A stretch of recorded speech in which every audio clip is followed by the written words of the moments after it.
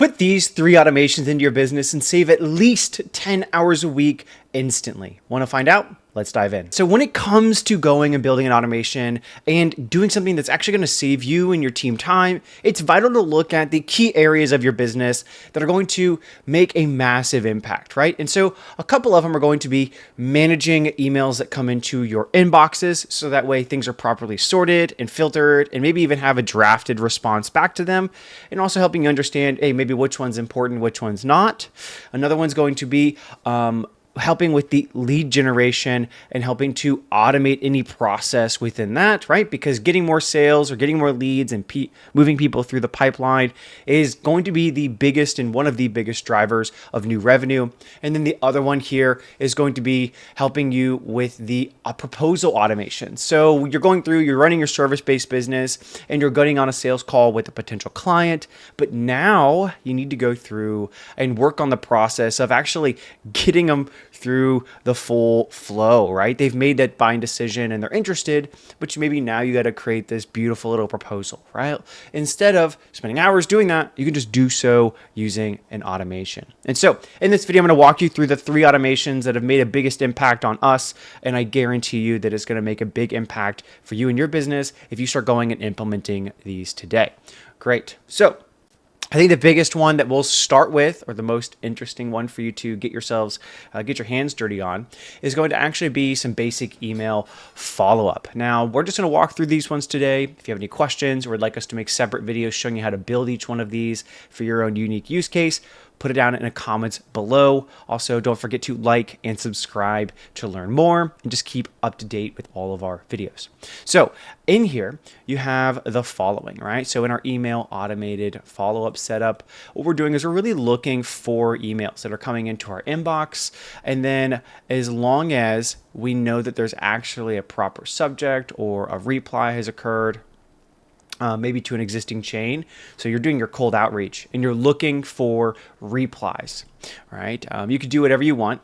And then what we do is we use this automation here via AI for it to read the email and then to put it into a couple different categories, right? So if you're doing your cold outreach, maybe you have a few ways that you want to register whether someone is interested or not.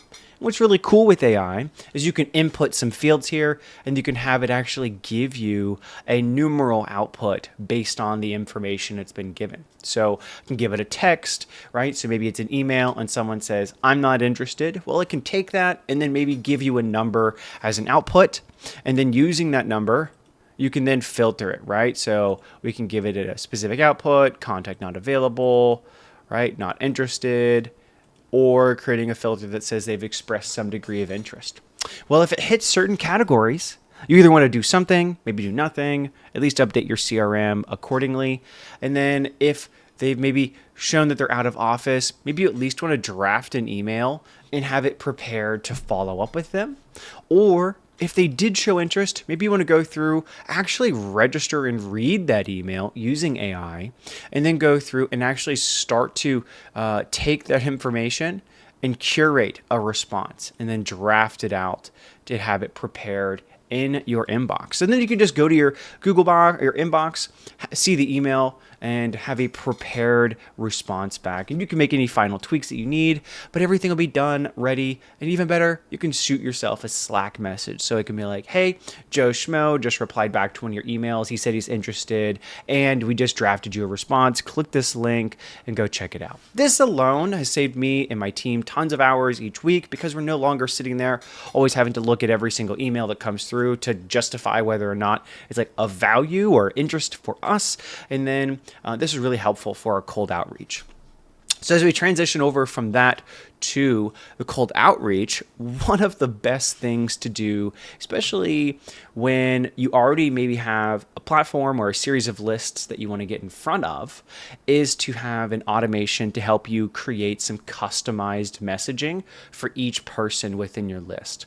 Now, you may already have an existing relationship with some of these people, or maybe you don't, right? So it really doesn't really matter either way. I will say that it's going to be important that if you're going to do something like what I'm showing you here, and then I'll break down, that if you have a unique relationship with someone, it'd be awesome for you to take your Excel sheet or wherever you get it, put in some general data that you have about your relationship with that person. So that way AI can take that information and take that implied knowledge and use it in its response, right? So maybe you know John down the street, you met him at a bar, and you're talking about business, and you know that he works with this local organization. You guys had something that you hit off together. Maybe you're talking about football, right? And you can just create a follow-up using AI and be like, hey, John, it's Cole. Just wanted to follow up with you. We had a great time over at the place the last week and really wanted to talk to you about the impacts you guys are making over at XYZ. I know you and I really were talking, enjoying football, blah, blah, blah, right? Like it helps to curate some custom messaging just to make it extra unique outside of just the ones I'm going to show you. So this automation here, what we typically do is we'll use some type of platform, maybe Apollo, or we're just using LinkedIn Sales Nav, or we're using Phantom Buster, etc. We're going and pulling a bunch of leads and getting enough data. We take that data, we drop it into a Google Drive. We then go through and look and create a bunch of variables. So we go through, we'll pull in the API key of Instantly. And what we're doing now is we're taking all of that data, which should be like a CSV or an Excel sheet. We're then going to look if that contact already exists within like a master sheet that we compare it to, right? Because we want to see if it's already been processed, or we've already tried to get in front of this person before, or we've already enriched this person. So we don't need to double up. So once that's done, if that occurs, then we go through and just start cleaning up some of the data. So you want to make sure that we don't have any, emojis or weird abbreviations of the name. We want that to be formatted correctly using AI. And then we'll do the same thing for the company. Sometimes the domain is one thing, but the way that that people post their company name or the URL of the business on like social media, it can be a little bit different. So you want to make sure that it all gets clean. This will help ensure that our email outreach is going to be more accurate, because we're going to use all of this data to try to find these people's emails, since most of the time on social platforms, their email is not natively built in, right? We got to go do a little bit of digging, use an external tool. So then we use the platform to enrich that email. We usually make a request. Here's an example. Whoop-de-doo. Now I got to rerun my API key. And then we'll pull in all of the variables that come out of it, which is great. Using this information, we then go through and do what I was just telling you, where we're going to go through and create an icebreaker.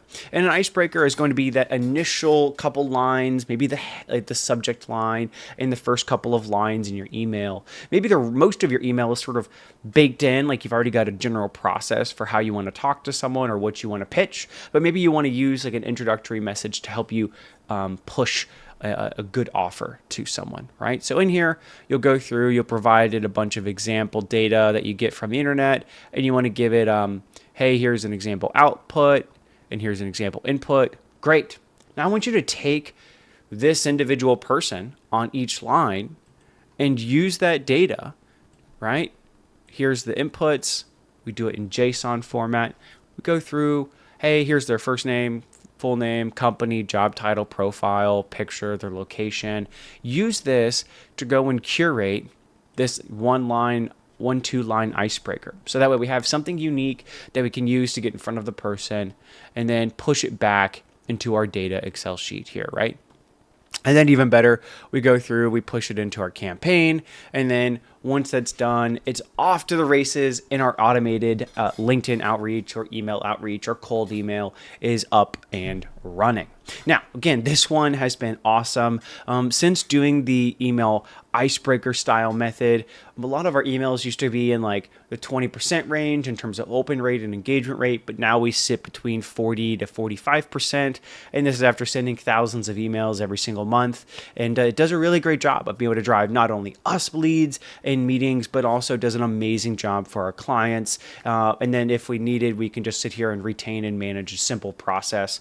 Often it might be a little bit more advanced than the basic example I'm showing here, but it's highly dependent on what you're doing in your business. You might be able to get away with having a more simple solution that is just focused on you guys finding a place to pull your leads from, cleaning and enriching it, creating custom outreach to them, and then going and starting the automated outreach through whatever platform that you're using.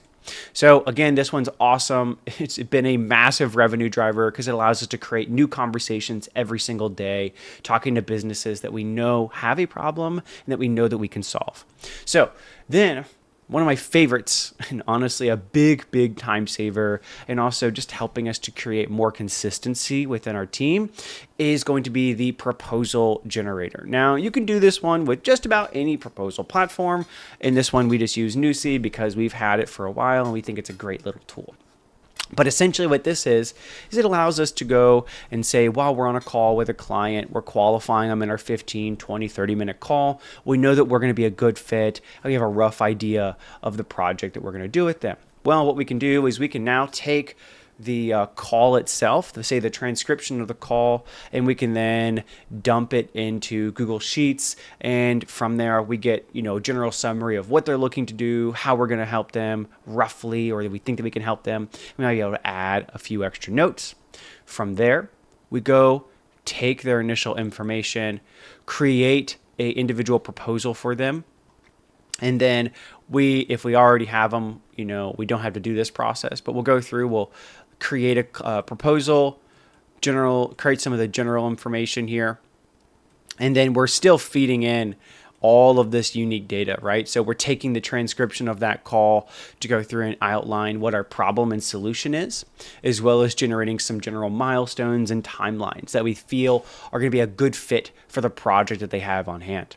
This alone allows us to simplify the process on our brain so we have a clearer understanding, right? Just based on our conversation, and using AI, we're able to have a good idea of what they need, how we should be able to service them, the realistic time frame, the types of tools and requirements that they may have, and also help us to ensure that we've actually asked all the right questions and gotten all the right information, so that way when we do try to service a customer, we get them the highest possible output so that not only they are happy, but so are we, right? And so using this, we end up having a built-in automation to develop a proposal that allows us to create the problem, the solution, our timeline, how much we think it's going to cost, and then updating that pricing section one more time, right? And so what's really important here is that we get a complete solution, not only for their one-on-one problem, but also a process that can be replicated for every single conversation that we have. Now,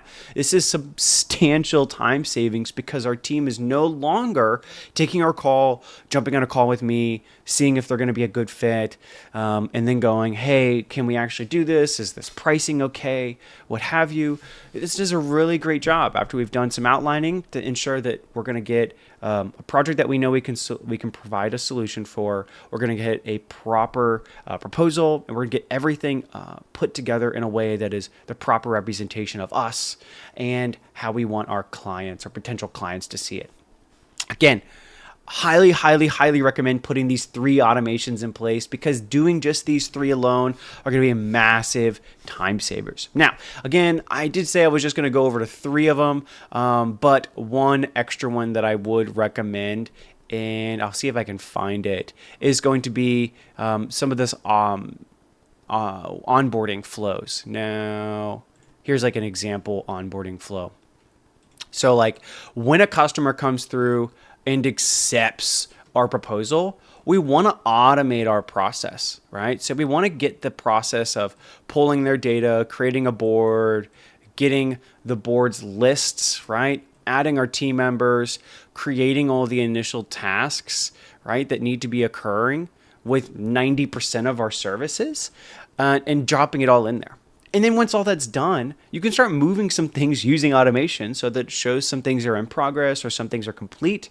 And what's really important about this is that if you have a way to show this to a customer, they're not only going to see that you've already done something, have taken action in minutes after making a buying decision with you, but they're also going to see that you're immediately moving them forward and that they can have a clear path towards how they're going to achieve success with your business. And then even better, you can go through and send them an email and then run any other automations or fancy replies that you'd like to do.